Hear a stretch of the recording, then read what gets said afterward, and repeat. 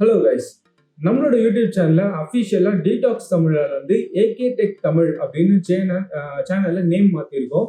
இது வந்து ஒரு சின்ன ரீபிராண்டிங். நம்ம ரொம்ப நாளா சொல்லிட்டு இருந்தோம்ல, இந்த நியூ இயர்க்கு அப்புறம் ரீபிராண்டிங் பண்ணோம், மெயினா 1000 சப்ஸ்கிரைபர்ஸ் வந்ததுக்கு அப்புறம் ரீபிராண்டிங் பண்ணோம்ட்டு அந்த ரீபிராண்டிங்கை இப்போ நம்ம பண்ணிட்டோம். ஸோ இதுக்கப்புறம் இன்று முதல் இந்த காலம் முதல் நம்ம ஏகே டெக் தமிழ் அப்படின்னு அன்போடு அழைக்கப்படுவோம். சரி, நம்ம இன்னைக்கு பார்க்க போற வீடியோ எதை பத்தினா ஒரு IEM அதை பத்தி தான். அதாவது IEM-னா என்னன்னா இன்இயர் சவுண்ட் மானிட்டர் அப்படின்னு சொல்லுவாங்க. இது ஹெட்ஃபோன்ஸோட ஒரு அப்கிரேடட் வெர்ஷன் அப்படின்ற மாதிரி சொல்லலாம். இது வந்து இந்த பாடகர்கள், மியூசிக் டைரக்டர்ஸ் இவங்கெல்லாம் அஃபிஷியலா யூஸ் பண்ணக்கூடிய ஒரு இயர்ஃபோன்ஸ். இயர்ஃபோன்ஸ்க்கு இதுக்கு என்ன வித்தியாசம் அப்படின்னு பார்த்தீங்கன்னா, இது வந்து இயர்ஃபோன்ஸை விட கொஞ்சம் பெட்டராக டியூனிங் பண்ணியிருப்பாங்க. அண்ட் இதில் யூஸ் பண்ணக்கூடிய டிரைவர்ஸ், ஏன்னா இதெல்லாம் ரொம்ப ப்ரொஃபஷனல்ஸ் யூஸ் பண்ணுறது இல்லை. ஸோ இதை வந்து இன்னும் கொஞ்சம் பெட்டராக அதோட பில்ட்லேருந்து அதோட சவுண்டிங்லேருந்து எல்லாத்தையும் ப்ரொவைட் பண்ணியிருப்பாங்க. இப்போ நம்ம பார்க்க போகிறது பட்ஜெட்டில் இருக்கிறது தான். இந்த பட்ஜெட்டில் இருக்க ஆடியோ ஃபைலுக்கான IEM-ஐ நான் இன்னைக்கு நம்ம அன்பாக்ஸ் பண்ணி அண்ட் ரிவ்யூ பண்ண போகிறோம்.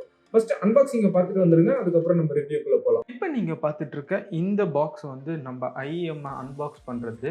மேலே ஃபுல்லாகவே ஷைனிங் ப்ரொடெக்டிவ் கேஸ் மாதிரி கொடுத்துருக்காங்க ஃபார் இந்த பாக்ஸை சேவ் பண்ணுறதுக்கு ஃப்ரம் வாட்டர் அண்ட் டஸ்ட்லேருந்து. இதில் வந்து அதோட பிராண்ட் நேமான ஹோலா ஐ பர்ஃபார்மன்ஸ் டைனாமிக் டிரைவர்லாம் யூஸ் பண்ணியிருக்கோம். இது வந்து ஒரு இன்இயர் மானிட்டர் அப்படின்லாம் கீழே அப்படியே சின்னதாக ஃபாண்ட்டில் கொடுத்துருக்காங்க.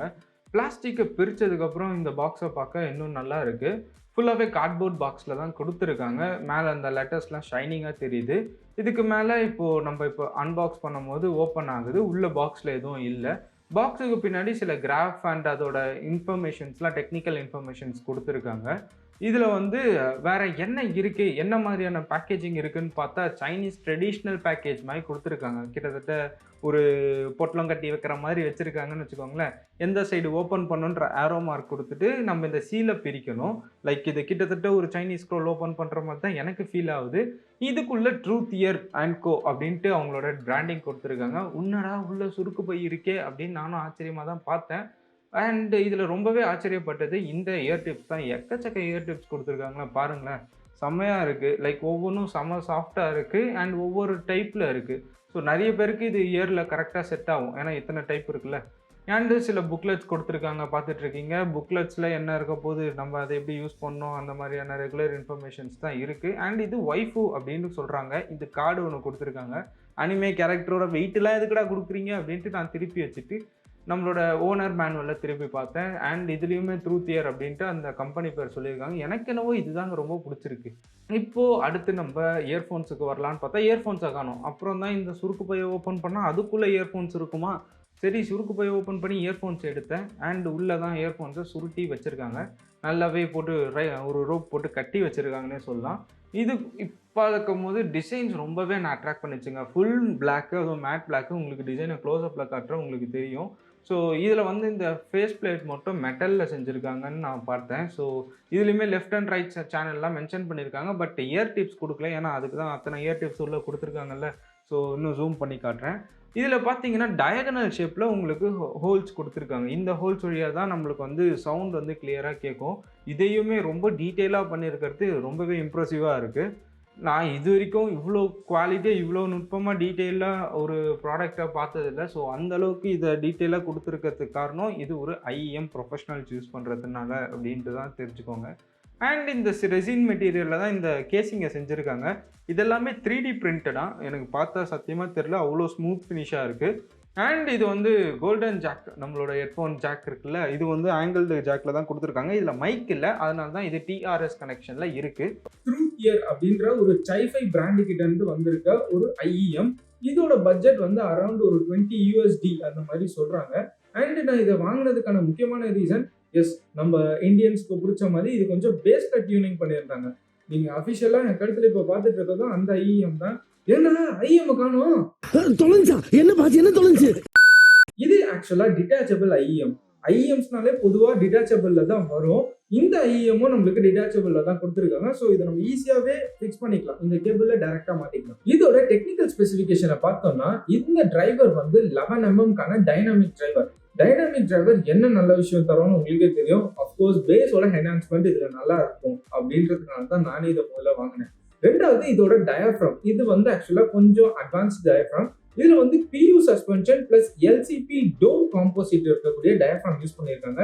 இது வந்து நிறைய காம்போசிட்லாம் மிக்ஸ் பண்ண ஒரு டயஃப்ராம். ஸோ இந்த டயஃப்ராம் இன்னும் லாஸ்ட் ஆகும். ஐ மீன் நிறைய நாள் வரும். இன்னும் நல்ல ஹை குவாலிட்டி சவுண்டை இதுல நீங்க கேட்க முடியும். அதுதான் அவங்களோட கிளைம்.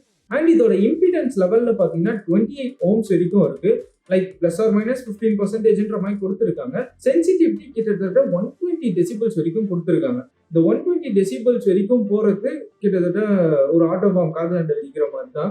ஸோ அதிகமா இதுல high frequency or high sound வச்சு நீங்க கேட்டீங்கன்னா கொஞ்சம் காது வலிக்கிற மாதிரி இருக்கும்.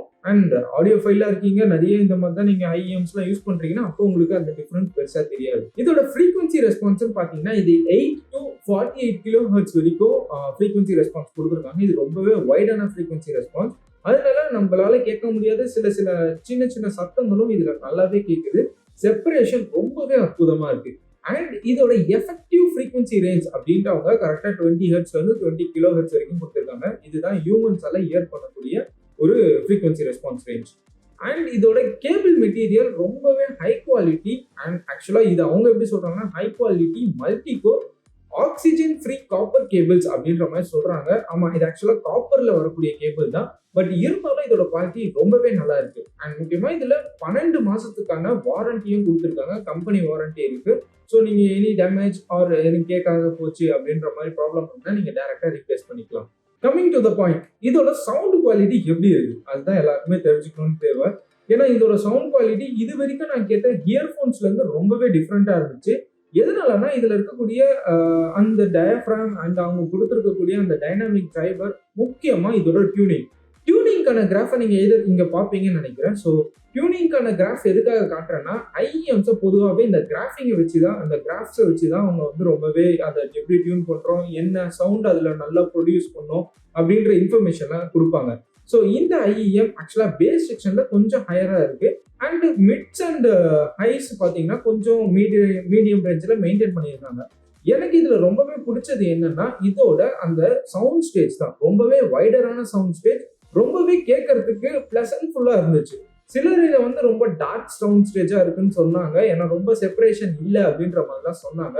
பட் அந்த மாதிரியான சாங்ஸ், லைக் உதாரணத்துக்கு நீங்க ஒரு ஒயிட் சவுண்ட் ஸ்டேஜ்ல இருக்க ஒரு ஆர்கெஸ்ட்ரால இருக்க மாதிரியான சாங்ஸ் கேட்டீங்கன்னா உண்மையிலே இது ரொம்ப அமேசிங்கா இருக்கு. நீங்க நார்மல் இயர்போன்ஸ் தான் இதுக்கு முன்னாடி யூஸ் பண்ணியிருந்தீங்க, இதுதான் என்னோட ஃபர்ஸ்ட் IEM-ஆ இருக்கு, கோ டு IEM-ஆ இருக்கு அப்படின்னும் போது கண்டிப்பா இதுல நீங்க காம்ப்ரமைசேஷனே ஆக மாட்டீங்க. அண்ட் முக்கியமா நான் வந்து ஒரு 1500க்கு மேல தான் இயர்போன்ஸ் பாக்குறேன். அதுவும் வயர்ட் இயர்போன்ஸ் தான் வேணும். ஹை குவாலிட்டி சவுண்ட்ஸ் நான் கேட்பேன். Like high quality or FLAC files மாதிரியான சாங்ஸ் கேட்பேன். ஸோ எனக்கு அந்த மாதிரி கேட்கும் போது ஒரு நல்ல குவாலிட்டி இயர்போன்ஸ் வேணும் அப்படின்னு கேட்குற எல்லாருக்குமே இந்த மாதிரியான பிகினர் ஃப்ரெண்ட்லி IEMs சூட் ஆகும். ஸோ இந்த IEM நான் வாங்கினதுக்கான மெயின் ரீசனும் அதுதான். High quality songs and high quality ஃபைல்ஸை லிசன் பண்ணும்போது எந்த அளவுக்கு normal files or normal quality சாங்ஸுக்கும் அதுக்கும் வித்தியாசம் இருக்கு அப்படின்ற பார்க்க தான் நான் இதை வாங்கினேன். அண்ட் ரொம்ப ரொம்ப ரொம்ப இதுல வந்து நான் இம்ப்ரெசிவ் ஆயிட்டேன் இதோட சவுண்டை கேட்டேன். ஏன்னா இது வரைக்கும் என்ன எந்த ஒரு இயர்போன்ஸும் இந்த அளவுக்கு சவுண்ட் குவாலிட்டியில இம்ப்ரெஸ் பண்ணல. மேபி இதுக்கப்புறம் நம்மளோட IEM ஜர்னி இன்னும் தொடரும்னு நினைக்கிறேன். ஸோ இதுக்கப்புறம் நான் எதுனா IEM வாங்கினா உங்களுக்கு அப்டேட் பண்றேன். அண்ட் இந்த IEM என்னோட பெஸ்ட் பையா இன்னைக்கு வரைக்கும் இருக்கு. ஸோ நான் இந்த த்ரூஅவுட் ஒரு 2 to 3 months யூஸ் பண்ணிட்டு இருக்கேன். அதுக்கப்புறம் தான் இந்த ஃபுல் ரிவ்யூ உங்களுக்கு கொடுத்துருக்கேன். நீங்களும் ஒரு IEM வாங்கினீங்கன்னா மஸ்ட் ரெக்கமெண்டட் IEM லிஸ்டா நான் என்ன வச்சிருக்கேன். ஏன்னா அண்டர் 2000 கீழே தான், லைக் அரௌண்ட் நீங்க 1000 மேல போனீங்கன்னா தான் IEM கிடைக்கும். ஸோ நான் என்னோட பட்ஜெட் 2000 லிமிட்டடா வச்சிருந்தேன். ஸோ அந்த 2000 கீழே என்னென்ன பெஸ்ட் IEM இருக்கு அப்படின்ற லிஸ்ட் எல்லாம் கீழே டிஸ்கிரிப்ஷன்ல கொடுக்குறேன். ஸோ த்ரூஅவுட்டா நீங்க இந்த வீடியோவை என் கூட இப்போ பார்த்துட்டு வரீங்கன்னா ரொம்பவே தேங்க்ஸ். சேனலுக்கு மறக்காம சப்ஸ்கிரைப் பண்ணி சப்போர்ட் பண்ணுங்க. அண்ட் இந்த வீடியோக்கு ஒரு லைக் போட்டீங்கன்னா தான் நிறைய பேருக்கு இந்த மாதிரி குட் குவாலிட்டி வீடியோஸ் கிடைக்கும். இன்னொரு அவசரமான வீடியோல உங்களை மீட் பண்றேன். அது வரைக்கும் ஸ்டே டியூன். பாய்.